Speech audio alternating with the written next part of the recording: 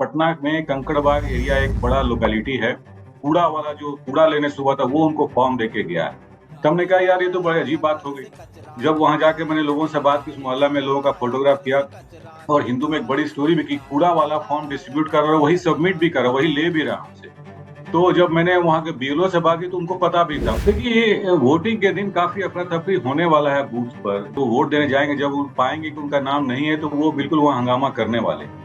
और हंगामा करेंगे और बीएलओ पर भी आफत आने वाली है। बीएलओ को लोग जानते हैं, बीएलओ से पूछेंगे तुमने मेरा नाम क्यों हटाया। चिराग पासवान का पॉलिटिकल या इलेक्टोरल रोल वही होना है जो प्रशांत किशोर का हो।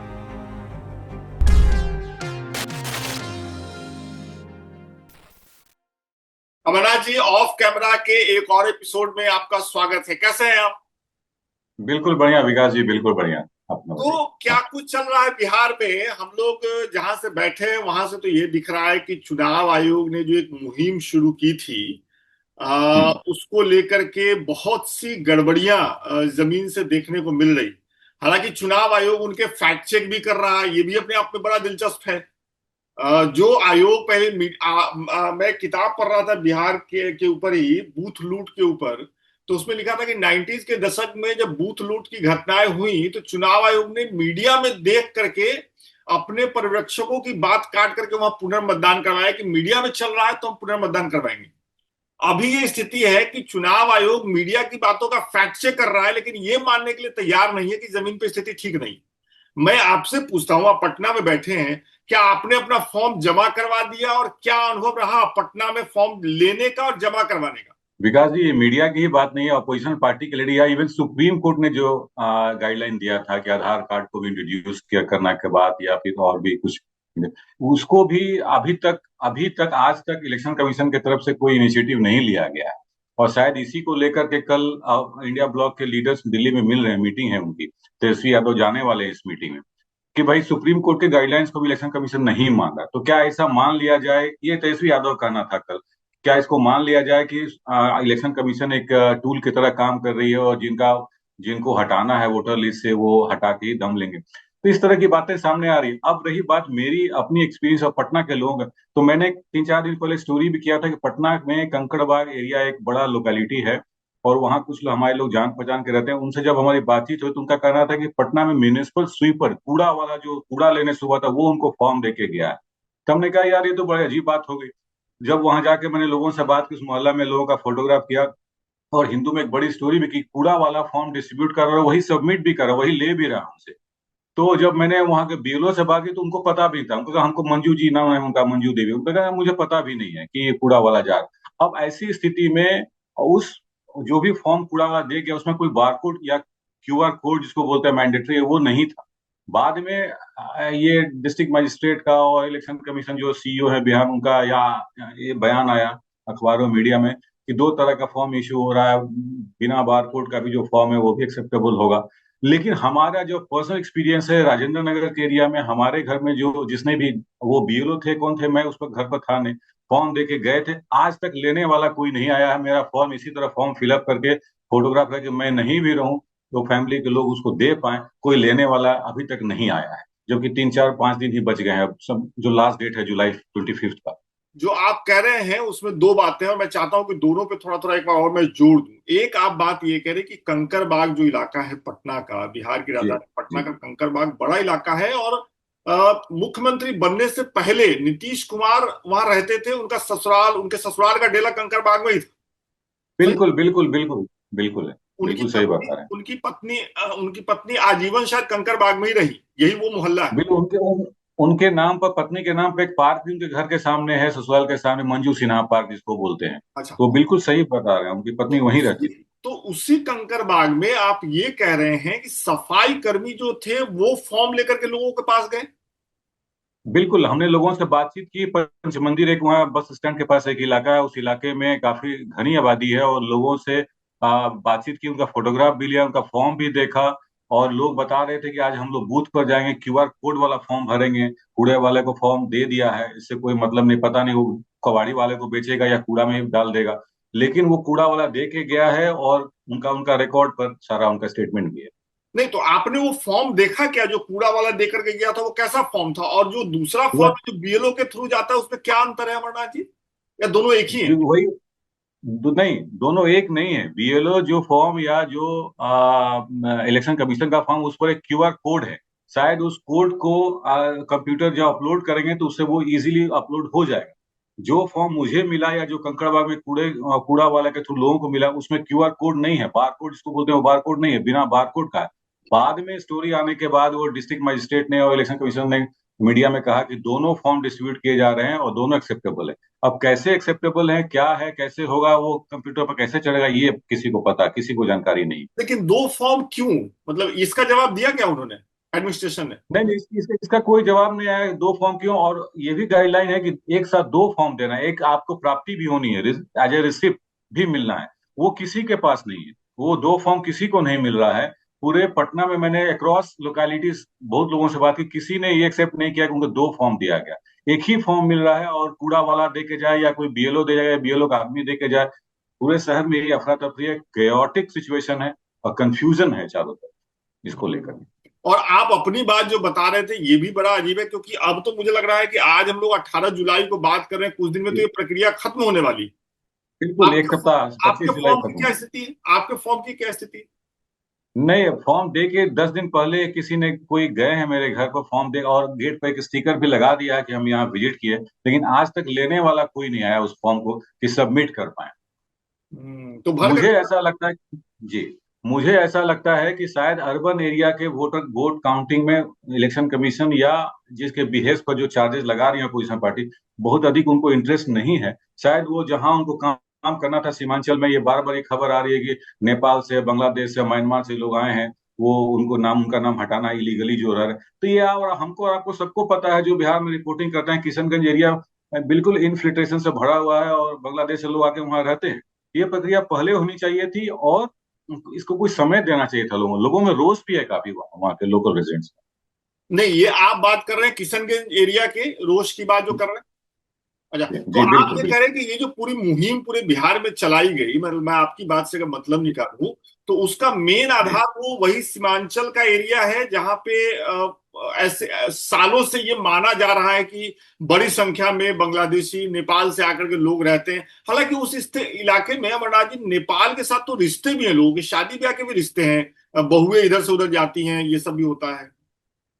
बिल्कुल विकास जी, वहाँ एक कहावत भी है कि रोटी बेटी का रिश्ता है, बिहार के और या हिंदुस्तान के लोगों और नेपाल के लोगों से। हम्म। उस इलाके के लोगों का शादियां होती हैं, लोग एक दूसरे के पर्व त्योहार में सम्मिलित होते हैं, जाते आते रहते हैं।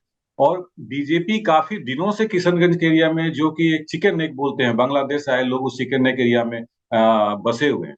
बीजेपी काफी दिनों से वहाँ, बीजेपी के एक राजेंद्र गुप्ता एमएलसी हैं, वो काम करते रहे, स्पेशलिस्ट भी माने जाते हैं। जब हम लोग कभी स्टोरी करनी होती है, राजेंद्र जी को फोन किया करते हैं हम लोग कि भाई क्या स्थिति वहाँ। बहुत दिनों तक उन्होंने वहां काम किया, ये सबको मालूम था। लेकिन इस तरह से हेस्ट में, 1 महीना के अंदर इलेक्शन के पहले ये प्रक्रिया करना, ये लोगों के बीच में थोड़ा सा कंफ्यूजन और डाउट क्रिएट करता है। और अपोजिशन पार्टी के लीडर से बताते हैं कि उनका काम यही था कि उस सीमांचल एरिया से कुछ वोटरों को हटाना, जो उनको शायद। और कल प्रशांत किशोर ने भी स्टेटमेंट दिया, कहा है कि हाँ, ये बिल्कुल नाजायज कर रहे हैं, और जिनको हटाना था वो हटा के शायद मान जाए, तो उनको उसी एरिया से डिलीट करना था। एक एक और आप जब शेयर करें तो मैं भी अपना अनुभव शेयर कर दूं। मैं रहता दिल्ली में हूँ, लेकिन मेरा वोट बिहार में ही है, और जब भी मौका मिलता है कोशिश रहती है कि आकर के वोट डाला जाए।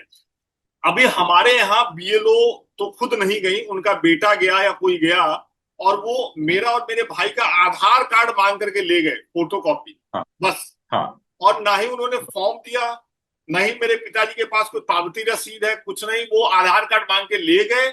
अब वो कहाँ बैठ के क्या जमा करेंगे नहीं करेंगे वो अलग बात है। हालांकि मैंने अपना फॉर्म ऑनलाइन, जैसे चुनाव आयोग कह रहा है वैसे जमा करवा दिया था।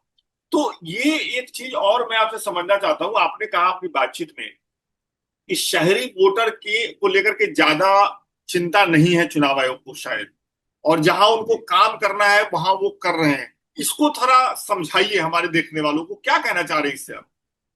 नहीं, देखिए, कहना ये चाह रहे हैं कि अर्बन वोटर के पास जिस तरह से लोगों का इंटरेस्ट नहीं है, बीएलओ नहीं आ रहे, बीएलओ कहीं बैठ जा रहे हैं, उनके उनके बिहार पर कोई और आदमी आके कार्ड दे जा रहा है, फॉर्म दे जा रहा है, फॉर्म ले जा रहा है, और किसी डॉक्यूमेंट का आधार कार्ड एक्सेप्टेबल नहीं, आधार कार्ड मांग के ले जाए, तो ऐसा लगता है कि फॉर्मेलिटी पूरी कर रहे हैं वो लोग अर्बन एरियाज में।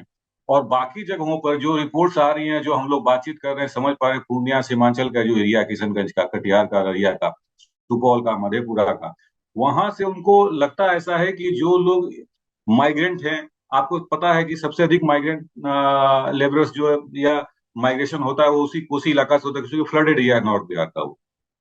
तो किशनगंज पूर्णिया भी है जहाँ की इमिग्रेंट आते हैं। तो उसी इलाके में कुछ वोटर को डिमांड कर रहे हैं, लोग जा रहे हैं, बीएलओ जा रहे हैं, और सब बड़ा एक्टिवली सब काम चाहिए हो रहा है, लेकिन अर्बन एरियाज में ये एक्टिविटी देखने को नहीं मिल रही है, इसलिए डाउट थोड़ा होता है। नहीं, ये स्थिति तो कुल मिलाकर के ग्रामीण इलाकों में भी ऐसी है अमरनाथ जी, लेकिन ग्रामीण और शहरी इलाकों में एक अंतर जो मैं समझ रहा हूँ वो ये है कि ग्रामीण इलाकों का जो बीएलओ है, चाहे वो पुरुष है या वो महिला है, वो लगभग एक गांव का बीएलओ है और वो लगभग सबको जानता है। मतलब किसकी शादी हुई है, उसके यहाँ वो भोज खाने गया है तो उनको भी जानता है। तो लेकिन शहरों में स्थिति थोड़ी अलग होगी। मुझे लग रहा है पटना में बीएलओ सबको जाने फेस टू फेस ऐसा संभव नहीं। नहीं, बीएलओ जानते नहीं, लोग जरूर जानते हैं, लोगों के पास फोन नंबर उनका है। दूसरी बात ये भी है कि जो ग्रामीण इलाका, वहाँ के बीएलओ एक दूसरे को जानते हैं, और उनको बड़ी आफत आने वाली भी है। कुछ बीएलओ से हमारी बात भी हुई, और उन्होंने ये भी बताया कि शायद वो डरे हुए भी फील कर रहे थे, कि डर के डर डर ये भी है कि जिनका नाम कटेगा शायद वो लोकली वो उसको उनको पकड़ सकते हैं या उन पर अटैक कर सकते हैं। तो वो भी एक डरे हुए माहौल में काम कर रहे हैं, ग्रामीण इलाकों में भी, क्योंकि गांव में एक दूसरे को सब कोई जानते हैं और बड़ा कनेक्टेड होते हैं, और मोस्टली टीचर्स को इन्वॉल्व किया गया, जो प्राइमरी स्कूल गवर्नमेंट स्कूल के टीचर उनको इन्वॉल्व किया, तो लोग एक दूसरे को जानते रहते हैं। शहर में भी जानते हैं, सर मेरे बीएलओ का नंबर मेरे पास है, बाकी जिस कंकड़बाग में जिन जिन लोगों से बात की सबके पास बीएलओ का नंबर था, सब लोग दूसरे जानते हैं। लेकिन शायद वो थ्रेट और वो डर यहाँ के बीएलओ में नहीं है, जो कि ग्रामीण इलाकों के बीएलओ में है। लेकिन जब आप ये कह रहे हैं कि आपके पास अपने बीएलओ का नंबर है और आपका फॉर्म अभी तक जमा नहीं हुआ, तो क्या आपने उनको फोन किया कि श्रीमान फॉर्म भरा हुआ है, ले जाइए? मैंने एक बार नहीं, कई बार उनको फोन किए किया कि भाई फॉर्म दे के चले गए फोन, लेकिन फोन उठाते नहीं है। और ये बात समझ में आती है कि बीएलओ कितना फोन उठाएंगे, और लोग उनको हजारों बार हजारों जगह से फोन करते होंगे, फोन नहीं उठा पा रहे हैं, उनका फोन हमेशा बिजी आता है। सितेश कुमार उनका नाम है, मैं नाम बता देता हूँ। और लेकिन वो बातचीत नहीं हो पाई है, और जो दे के गए थे उनका कहना था मैं खुद लेने आऊंगा सर, आप टेंशन मत लीजिए, लेकिन आज 12 दिन हो गया, वो लेने अभी तक नहीं आए। अब बताइए, बिहार में द हिंदू अखबार के लिए खबर करने वाले अमरनाथ तिवारी जी का फॉर्म अगर बीएलओ नहीं ले रहा है, तो गांव के मुरारी लाल की स्थिति मैं समझ सकता हूँ। नहीं नहीं, ये हिंदू और अमरनाथ तिवारी की बात नहीं, पूरे मोहल्ला में ये बात है, यहाँ किसी के घर वो नहीं है। स्टिकर जरूर लगा दिया कि हाँ हमने विजिट किया है, तो ये खानापूर्ति और फॉर्मेलिटी लगता है, ऐसा है इन सब चीजों को देख के फॉर्मेलिटी ही लोग कर रहे हैं अर्बन एरियाज में या शहरी इलाकों में। अच्छा, शायद गांव में इसको लेकर अफरा तफरी है जी, जी। एक जो डर वाली स्थिति आप कह रहे थे उसको मैं थोड़ा आगे बढ़ाते जी हुए समझना चाहता हूँ। बिहार में एक अच्छी सुखद स्थिति ये है कि 90s के बाद जो बूथ पे बम चलने, गोली चलने और अफरा तफरी की स्थिति थी, उसमें बदलाव आया। आप जो कह रहे हैं उससे मैं भी समझ पा रहा हूँ कि अगर मान लीजिए कि 2024 के लोकसभा चुनाव में जिस ग्रुप में ने या जिस व्यक्ति ने वोट डाला होगा और वो है मौजूद, और उसका वोट अगर कट गया इस चुनाव में, तो अफरा तफरी की स्थिति तो होगी, और उसमें बीएलओ के बिल्कुल लिए संकट तो उसके लिए उत्पन्न होगा। मास्टर साहब के लिए बिल्कुल दिक्कत तो होगी गांव में। इसको बिल्कुल थोड़ा बिल्कुल। समझाइए, मतलब आप क्या देख रहे हैं, किस तरीके का संकट वोटिंग के समय आप गांव में देख रहे हैं या दूर दराज के इलाकों में आपको नजर आ रही है इस प्रक्रिया की वजह से? देखिए, ये वोटिंग के दिन काफी अफरा तफरी होने वाला है बूथ पर, जहाँ चूंकि लोग वोट देने जाएंगे। ग्रामीण इलाकों में लोग अपने वोट को लेकर बिहार में जैसे राज्य में काफी सक्रिय रहते हैं, और वो वोट देने जाएंगे, जब वो पाएंगे कि उनका नाम नहीं है तो वो बिल्कुल वहाँ हंगामा करने वाले हैं। और हंगामा करेंगे, और बीएलओ पर भी आफत आने वाली है। बीएलओ को लोग जानते हैं, बीएलओ से पूछेंगे तुमने मेरा नाम क्यों हटाया। अब बीएलओ के पास कोई एक्सप्लेनेशन होगा नहीं होगा, शायद बीएलओ डर के मारे वो काम नहीं कर पा रहे हैं, कुछ जगहों पर प्रेशर में कर पा रहे होंगे। लेकिन ये अफरा तफरी का माहौल होना जरूर निश्चित है इस एक्सरसाइज को लेकर के आने वाले चुनाव के दिन बूथों। अच्छा, मैं कहीं पढ़ रहा था जब ये प्रक्रिया शुरू हुई उसके बाद ही किसी अखबार में पढ़ रहा था, एक रिपोर्ट छोटी सी आई थी कि जो एनडीए के घटक दल हैं, जैसे कि चिराग पासवान, जीतनराम जी मांझी, कुछ हद तक जदयू भी, वो भी इस प्रक्रिया से नाराज है, लेकिन वो बोल नहीं पा रहे। तो आपकी बात हुई है नेताओं से इन पार्टियों के, उनकी उनका क्या टेक है, क्या सोचते हैं वो? ऑन द रिकॉर्ड जो कहते हैं, क्या उससे अलग ऑफ द रिकॉर्ड कुछ कहते हैं? बिल्कुल, विकास जी, सिर्फ इन एनडीए के सिर्फ इन्हीं पार्टी घटक दलों के नेताओं की बात नहीं है। बीजेपी के जो लोकल लीडर्स हैं, जिनको इलेक्शन लड़ना है, या जो गांव में एमएलए बनना है, किशनगंज किसी एरिया से, या सीमांचल किसी एरिया से, या for that matter north Bihar के किसी भी एरिया से, तो उनमें भी एक असमंजस की स्थिति, वो भी डरे हुए हैं कि ये बिना मतलब का एक टेंशन आ गया है, और लेकिन डिप्टी सीएम का कल बयान आया कि हम लोग काफी तैयार हैं और 52,000 हमारे बूथ लेवल एजेंट्स हैं, जिसको 10,000 और बढ़ाएंगे, 62,000 का। हमारे तरफ से कोई चिंता की बात नहीं। लेकिन अगर वो अपने लोकल लीडर से बात करें, ऑफ द रिकॉर्ड सभी लोग चिंतित हैं इसको लेकर के, और सभी के पास ये सामंजस्य वाली स्थिति को सामना करना पड़ रहा है, कि सभी को करना पड़ रहा है।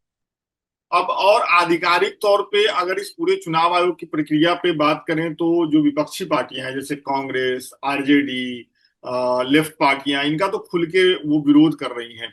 लेकिन कुछ पार्टियां जैसे जन सुराज का आप जिक्र कर रहे थे प्रशांत किशोर का, कल उन्होंने जरूर बोला है।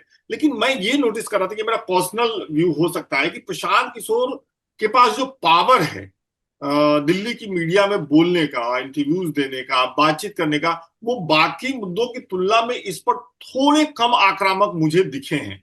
आपको क्या दिखा है, आप बताइए ईमानदारी से। नहीं, बिल्कुल। वो आपको पता है कि प्रशांत किशोर बिहार में घूम रहे हैं। प्रशांत किशोर हर सीट पर लड़ने की तैयारी कर रहे हैं, और एक कॉमन परसेप्शन, और मुझे भी ऐसा लगता है, कॉमन परसेप्शन के अलावा मुझे भी ऐसा लगता है कि वो इतनी बड़ी, इतना इतना बड़ा लेवल पर इतनी छोटी पार्टी अचानक से ये अनाउंसमेंट कर दे कि 243 सीट्स पर लड़ेंगे। ये कहीं ना कहीं इसके पीछे कोई बड़ी पार्टी है जिनका हाथ है उनके ऊपर, वो कॉन्फिडेंस है। लेकिन वो बीच बीच में उस बड़ी पार्टी जो बीजेपी, या और या मैं, मुझे लगता है ऐसा है कि बीजेपी को ही मैं मानता हूँ कि शायद उनके पीछे खड़ी है। तो बीजेपी पर अटैक क्या, उस पर कमेंट, एडवर्स कमेंट इसलिए करते हैं ताकि एक लगे कि एक परसेप्शन बने कि न्यूट्रल आदमी है। जैसे ओवैसी क्या करते हैं सीमांचल एरिया या कहीं भी, इलेक्शन लड़ने के पहले वो अभी एक लेटर उन्होंने लिखा, आरजेडी को मैं आपके साथ मिलना चाहता हूँ। तो एक इंप्रेशन बने कि न्यूट्रल पार्टी है, लेकिन वो किसके लिए काम करते, किसका वोट काटते हैं, इससे हम लोग समझ पाते हैं, समझ पाए हैं अभी तक कि वो किसके बिहेव पर काम कर रहे हैं। तो प्रशांत किशोर भी शायद इस एक्सरसाइज को लेकर के बीजेपी पर कम, थोड़ा लाइट सॉफ्टवेयर अप्रोच रखते हुए निकल जाते हैं, इसलिए कि लोगों को ऐसा मैसेज लगे कि नहीं, एक थर्ड पार्टी है, थर्ड अल्टरनेटिव के रूप में निकल कर इनको वोट देना चाहिए। लेकिन वो वोट किसका काट रहे हैं, कहां पर वो कैसे कैंडिडेट खड़ा करेंगे, उनका जो इंफ्रास्ट्रक्चर है, उनका जो रिसोर्स है, इसको लेकर के मन में एक बड़ा सीरियस डाउट रहता है। जिसको वो बराबर नकारा भी करते हैं कि ऐसी बात नहीं है। इसको प्रशांत किशोर नकारते हैं। एक बात और मुझे बिल्कुल। आपसे एक बात मुझे और आखिर में आपसे जाननी है कि ये जो चुनाव आयोग की प्रक्रिया है वो तो अब खत्म होने के कगार पे है, और ऐसा लग नहीं रहा है, हालांकि मामला सुप्रीम कोर्ट में चल रहा है। और कल मैं कांग्रेस के एक नेता के साथ बैठा था दिल्ली में, और जी। वो ये कह रहे थे कि अब हमें ऐसा लग रहा है कि इस प्रक्रिया को सुप्रीम कोर्ट में ले जाकर के हमने गलती की। क्योंकि ये एक राजनीतिक लड़ाई लड़नी थी, इस पे सड़कों पे लड़ाई होनी थी, सुप्रीम कोर्ट में नहीं जाना था। अब सुप्रीम कोर्ट का फैसला जो भी है, मैं आपसे ये पूछना चाहता हूं कि इस प्रक्रिया के बाद जैसा कि एक एक एक एक एक खबरें चल रही हैं कि भाई इतने लाख वोट कट जाएंगे, तमाम चीजें होंगी, सब कुछ होगा। विपक्ष की क्या रणनीति है कि ये प्रक्रिया तो रुकेगी नहीं, अब ये प्रक्रिया तो हो गई। अब विपक्षी पार्टियों की रणनीति कुछ बदलती हुई आपको दिख रही है, या फिर वो कुछ नहीं करने की स्थिति में है बिहार में? देखिए, बैठे बिठाए एक विपक्षी पार्टियों को एक मुद्दा जरूर मिल गया है, और कल फिर से दिल्ली में इंडिया ब्लॉक के लीडर्स का मीटिंग है कि नेक्स्ट स्टेप ऑफ स्ट्रैटेजी क्या हो इस इशू पर, उसको शायद वो डिसाइड करने वाले हैं। और कल तेजस्वी ने कहा भी कि मैं जा रहा हूँ उस मीटिंग में, मैं सम्मिलित रहूंगा। तो एक बैठे बिठाए उनको मुद्दा जरूर मिल गया है बीजेपी का। 28 जुलाई अगला डेट है सुप्रीम कोर्ट में इस इशू को लेकर सुनवाई का। अब सुप्रीम कोर्ट के गाइडलाइंस को इलेक्शन कमीशन कितना मानेगी या मान रही है, ये एक क्वेश्चनेबल इशू जरूर है, क्योंकि सुप्रीम कोर्ट ने कहा था कि नहीं, आधार को भी इंक्लूड किया, आधार इंक्लूड नहीं किया गया। अगर आधार आपके घर से, आपके फैमिली से बीएलओ मांग के ले गए तो शायद वो सुप्रीम कोर्ट के गाइडलाइंस को तो जरूर फॉलो किए हैं, लेकिन इलेक्शन कमीशन का भी कोई डायरेक्टिव इस तरह का नहीं आया। अब इलेक्शन, तब तक इलेक्शन हो जाएगा, लेकिन विपक्षी पार्टियों को जरूर एक इशू मिल गया, एक इशू मिल गया जो लोगों तक जाए। और उनका ये चार्जेस भी लगा रहे हैं कि 34-35 लाख का डिक्लेरेशन हो चुका है कि जो फेक वोटर्स थे उनको डिलीट कर दिया गया। शायद ये 4.6 67-68 लाख तक ये फिगर जाए, उनका चार्जेस है विपक्ष पार्टी के नेताओं का। और शायद इससे बहुत बड़ा फर्क पड़ जाए, क्योंकि आपको पता है कि लास्ट 2020 के इलेक्शन में बहुत 32 सीट ऐसे थे जिसका वोट, जिसको की विनिंग मार्जिन 3,000 से कम वोटों से हुआ था 2020 का। 2015 में शायद ये 15 सीट ही था। तो उनको डर है कि इस बार वो शायद 100 की संख्या में चला जाए, जिसमें कम मार्जिन से विनिंग डिसीजन हो कैंडिडेट का। तो इसका एक बड़ा फर्क पड़ने वाला है, इसलिए विपक्षी पार्टी इसको छोड़ने वाली नहीं है, वो सड़क पर जाएंगी। मुझे ऐसा लगता है इसको, इशू को जिंदा रखेंगे और लोगों के बीच जाएंगे। एक आखिरी सवाल अमरनाथ जी, बिहार में चिराग पासवान जिस स्थिति में है, मुझे लग रहा है ना पत्रकारों को समझ में आ रहा है और जनता को क्या समझ में आ रहा है वो तो जनता ही जानेगी। वो एनडीए सरकार के हिस्सा हैं, वो केंद्र में मंत्री हैं, वो नीतीश कुमार से जाकर के पीछे मिल करके आए थे, उन्हें अपना चाचा जी कहते हैं। और इसके बाद ट्विटर पर वो आए दिन बिहार में बढ़ते हुए अपराध को लेकर के एक के बाद एक पोस्ट करते हैं कि आज तो पानी सर से ऊपर निकल गया, आज तो स्थिति बहुत खराब हो गई। ये इसको कभी कैसे व्याख्यात करेगा, क्या व्याख्या करेंगे आप इसकी, ये जो स्थिति है चिराग पासवान की? बात समझ में आती है कि या तो आप असंतुष्ट हैं तो सरकार से हटिए, खुल के विरोध करिए, वो एक स्थिति हो सकती है। नहीं, सरकार में है तो जैसे बाकी लोग चुप है वैसे चुप रहिए। ये क्या करना चाह रहे हैं चिराग पासवान? विकास जी, राजनीति में जो दिखता है वो होता नहीं है, और जो होता है वो दिखता नहीं। तो शायद चिराग पासवान भी लोगों के मन में किसी के बिहेव, मुझे ऐसा लगता है, मेरी जो पत्रकारिता रही है और मैंने जो किया है बिहार में आज तक, या फॉलो किया लोगों को, लीडर्स को, चिराग पासवान के पिताजी ने ही सबसे पहले इंट्रोड्यूस किया था कि चंदू भैया से भी बात कर लिए होटल मौर्या। मुझे वो दिन भी याद है, उनका बात भी वर्बाटिम याद है। तो मुझे ऐसे नेताओं को मैंने फॉलो किया, देखा भी है। शायद ये भी चिराग पासवान को मैं बार बार आपके प्रोग्राम में भी और बाकी जगह बोलते रहा हूँ कि अभी पॉलिटिकल हैसियत या कैपेबिलिटी इतनी नहीं है कि वो सब सीटों पर कैंडिडेट को खड़ा करके इलेक्शन लड़ पाए, चुनाव लड़ पाए। तो ये जरूर इसके पीछे कोई है, कोई पॉलिटिकल पार्टी है, और स्टेट ऑफ कंफ्यूजन बना के रखना है ताकि वोटों का डिवीजन का। चिराग पासवान अगर सब सीट पर लड़ेंगे तो किसका वोट काटेंगे? वो बीजेपी का वोट नहीं काटेंगे, वो आरजेडी का वोट काटेंगे। आज प्राइम मिनिस्टर का विजिट है मोतिहारी में, आज भी वो मंच पर उनका नाम छपा है लिस्ट में कि वो मंच पर रहेंगे। तो एक स्टेट ऑफ कंफ्यूजन बना हुआ है। शायद ये सॉफ्ट अप्रोच जरूर है कि हाँ, हम बीजेपी को एनडीए से अलग हैं या एनडीए को नहीं मानते या ये कर, लेकिन लोग बीच जाएंगे ताकि थर्ड तो वोट काटेंगे आरजेडी का। ये बायपोलर इलेक्शन होना, इसमें हर तरह का ये हथकंडा अपनाया जा रहा है। शायद चिराग पासवान का पॉलिटिकल या इलेक्टोरल रोल वही होना है जो प्रशांत किशोर का होना जी, वोट कटवा की। है। बिल्कुल बिल्कुल, वोट कटवा की, अगर कॉमन लैंग्वेज में बोले तो वोट कटवा की स्थिति लेकिन में। चुनाव में वोट काटने वाले की भी अपनी अहमियत होती है, और मुझे लगता है इसी रास्ते चल के चिराग पासवान कुछ पाना चाह रहे होंगे, ये भी एक स्थिति हो सकती है। देखिए, बिल्कुल इसमें मकसद होगा, लेकिन वो केंद्र में मंत्री हैं और मंत्री शायद बने रहना चाहते हो या एक दो और सीट उनको डिमांड कर लें अपने रिवॉर्ड की तरह। लेकिन वो मंत्री बन के रहना ही दिल्ली में उनका प्राइम एक मोटो हो सकता है, जैसे उनके पिताजी का था। बाकी नंबर ऑफ सीट्स उनका बढ़ जाएगा या 50 सीट जीत पाएंगे या कभी मुख्यमंत्री बन गए, ये एक हवा हवाई बात है, इसका कोई लेकिन उन्होंने पॉलिटिकल लेकिन ग्राउंड लेकिन उन्होंने स्वेलिंग नहीं। लेकिन उन्होंने घोषणा तो कर दी है ना कि मैं बिहार विधानसभा का चुनाव लड़ूंगा, तो जब लड़ेंगे तो इस्तीफा तो देना ही पड़ेगा। बिल्कुल, लेकिन एक महीना हो गया, अभी तक उन्होंने सीट का नाम का अनाउंसमेंट नहीं किया। उनके बहनोई हैं अरुण भारती, जो जमुई से एमपी हैं, वो जरूर बार बार कहते हैं कि जनरल सीट से लड़ेंगे, शाहाबाद से लड़ेंगे। किस सीट से लड़ेंगे ये अभी तक अनाउंसमेंट नहीं हुआ, और एक महीना लगभग होने जा रहा है। अब क्या होता है, स्टेट ऑफ कंफ्यूजन बना के रखते हैं या लड़ेंगे नहीं लड़ेंगे इसकी कोई जानकारी नहीं है। लास्ट में किसी एक लाइन में स्टेटमेंट दे सकते हैं कि नहीं, बिहार हित में बिहारी फर्स्ट, बिहार फर्स्ट के नाम पर हम सपोर्ट वापस लेते हैं और या लड़ेंगे, कुछ भी कर सकते हैं। तो ये स्टेट ऑफ कंफ्यूजन बने हुए, लेकिन उनका जो पॉलिटिकल स्टेचर है, पॉलिटिकल प्रोफाइल है उनके नई पार्टी का, ऐसा लगता नहीं कि उनकी हैसियत इतनी है कि वो 243 कैंडिडेट भी ढूंढ के ला पाए बिहार में। चलिए, बहुत बहुत शुक्रिया अमरनाथ जी। राजनेताओं का काम है चुनाव से पहले इस तरह के कंफ्यूजन क्रिएट करने की, और इसीलिए मुझे आपकी जरूरत दरकार रहती है हर हफ्ते, ताकि इस कंफ्यूजन से हम लोग जितना हो सके पर्दा हटा सकें। बहुत बहुत शुक्रिया। अगले हफ्ते फिर बात करते हैं ऑफ कैमरा। बहुत बहुत शुक्रिया।